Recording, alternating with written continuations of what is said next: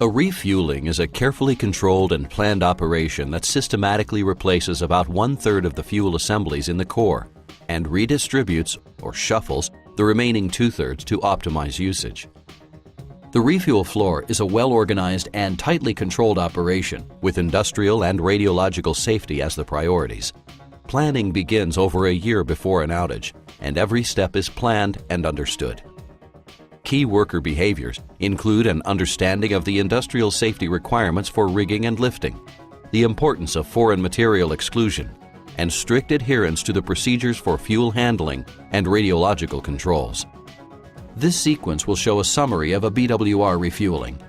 A PWR refueling is similar in concept, and information on differences will be presented. To begin the outage, the reactor is shut down and cooled down. The refueling shield blocks that normally cover the reactor cavity are removed, along with the dry well dome and mirror insulation. After crews detention and remove the RPV head bolts, the RPV head is lifted and stored on the fuel floor.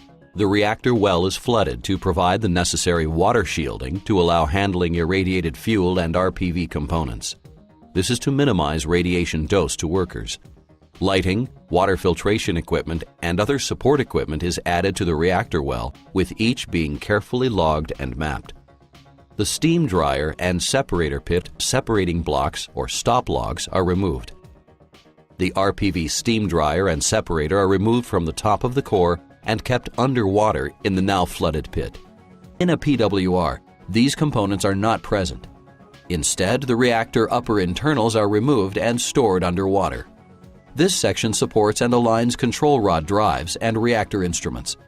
To connect the flooded reactor well with the spent fuel pool, the spent fuel pool gates are removed. This will allow the 12-foot-long fuel bundles to remain underwater during movement.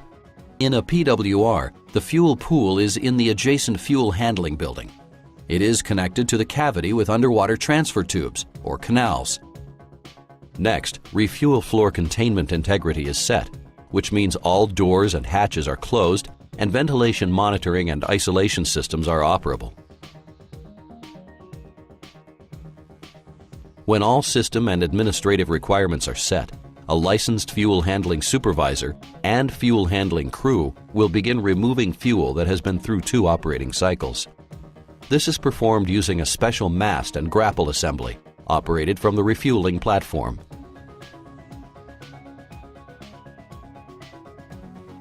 Using multiple layers of verification, operators ensure the correct fuel assemblies are located and removed one at a time, and transported to the spent fuel pool.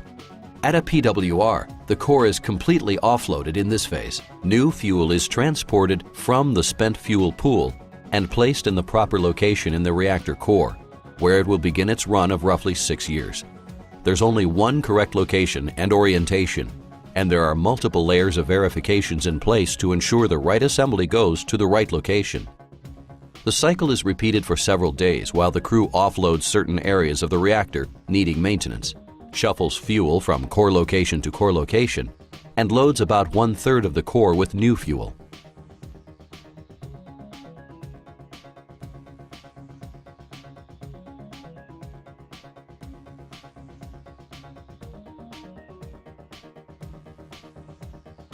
Every movement of fuel and other components is controlled using a core component transfer authorization sheet.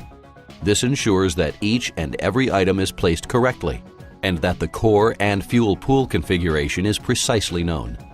Worker behaviors vital to this operation include 3-part communications, double verifications, and a clear understanding of when to stop if unsure.